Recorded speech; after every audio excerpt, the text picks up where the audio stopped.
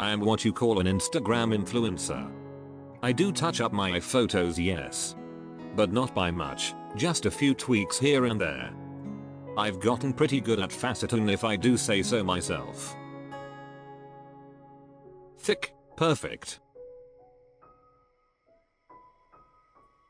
Now I know we've all done it. We've all wanted to compare ourselves to other people. I do it, you do it, your parents probably do it.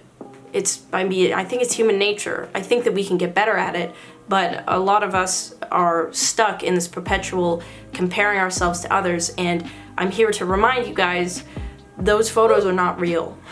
My photos are not real. I take like hundreds of photos just to find one that I like, and then I post it. Because we all want to look our best. I think we just take it to the extreme on the internet because we have so much control, and I am no exception to that. But today I want to specifically talk about photoshopping.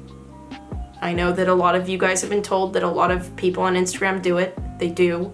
But it's getting easier, and there's apps for it. And I know everybody's heard about Facetune, but today we're going to talk about BeautyCam, which is a very alarmingly easy app to use. You can use it on the go, and I think a lot more people are using it than you think. I just think the more accessible this shit is, the more easy it is, the bigger of a problem it's becoming, not only for the individuals that are viewing the photos, but for the individual that is on the slippery slope of editing their photos to new extremes. They want new followers, they just want to look a little bit more perfect, and pretty soon you're extending your rib cage and sucking it in and putting your cheekbones in and enlarging your eyes, and boom, you look like a wounded gazelle. When you start creating really unrealistic photos of yourself, or photos that fix your flaws, you aren't accepting yourself as a person anymore. You're not learning to love yourself, you're not learning to be okay with being an individual. The more you Photoshop, the more you run away from self-acceptance. You're also causing other people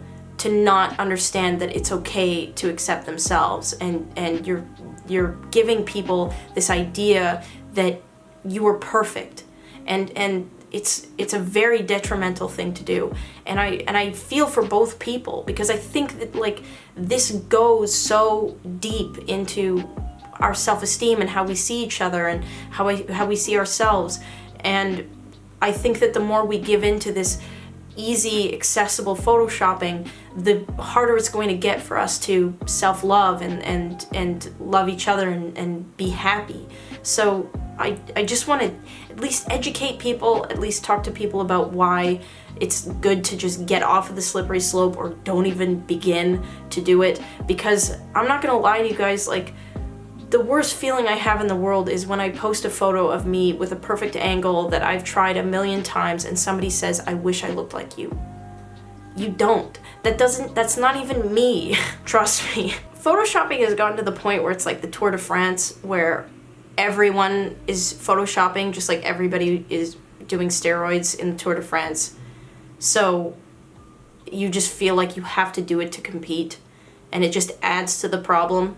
Because the more people that do it doesn't make it better, but it seems to be the attitude that we're starting to have. People are becoming more public about face tuning and more public about editing themselves. For some reason lately, photoshopping and face tuning has been a very, very controversial topic on social media, but I have like a little bit of a newsflash for you guys. Almost every single influencer or celebrity that you see posting a photo has probably face tuned it.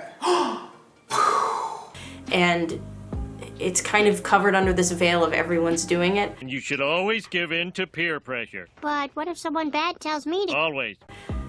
But I don't think that that's the right thing to do. I don't think we're headed in the right direction. I think that we should strive to stop doing it. I think that if you are somebody that does do it, you are much better off stopping and learning to accept blemishes and your nose not being the perfect size and your jawline not being perfectly angular or whatever, because you can't Photoshop your face in real life, dude. You can't look in the mirror and I mean, I guess you can. I guess that's called plastic surgery, but that's expensive. The worst part is like a lot of these people that are Photoshopping themselves are good-looking people that don't need to Photoshop themselves. Like every exposed video I've ever seen, I'm like, man, that's a good-looking person. Like, why would you ever feel the need to Photoshop yourself? But, I mean, if everybody else is doing it and you are constantly taking photos of yourself, I guess you just start seeing things that you don't like. And instead of learning to love them, you want to fix them. And I guess you can't really fault people for getting into that kind of mindset. And I would be lying if I said I've never been in that mindset. I mean, God, to try out Beauty Cam to show you guys what it does and what it can do, I photoshopped 2 of my photos. And I did things like lengthen my waist and pull myself in, and I fixed my jawline, and I sat there and I looked at it and I went, fuck, why don't I look like that? And that sucks. That's so bad, to like fix yourself to like what you think is right and to sit there and look at it. Like, that's not helpful. And I don't even think I look better. I just look different. I think we all want to look different.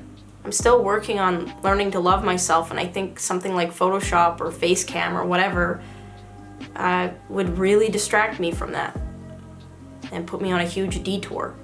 A waste of time. Eventually you have to face yourself in the mirror, right? So might as well do it now. I am bad at Photoshop, and I still accomplish pretty believable photos within 5 minutes of editing these photos. That's alarming. So a lot of these photos that you think are casual, a lot of these pictures that you think are just taken on a whim and posted on Instagram, they're not. They are not. That is not what goes down. A lot of these people are going into apps and editing and fixing, and you have to like have that in the back of your head when you're looking at these photos. This is not real, because it's not real. It's not real, and it's not more glamorous than you in your life. You're not uglier. You're not a worse human being. You don't have, worse skin than most of these people. You can accomplish what these people are accomplishing if you knew all the tips and tricks that they did, if you had all the angles, if you photoshopped yourself. But you don't need that. I don't need that. The people that do it don't need it. We need to just start being more honest with ourselves, and I think we'll be happier.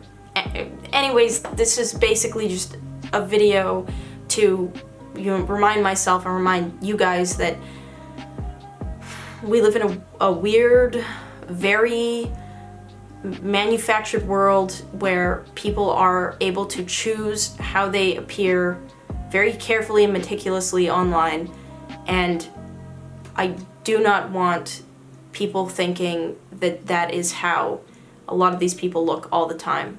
It's just not. Nobody's riding a roller coaster with a pouty Instagram baddie face. Nobody's having a conversation while having the perfect upturned smirk with freckles and scrunchy face. It's not happening. These people don't look like that all the time. And half of them don't even look like that at all. So yeah, that's basically it. That's all I wanted to talk about today. And I hope you guys are having a good day, and I'll see you guys whenever I upload next. Until then, peace. F word? Peace. Peace.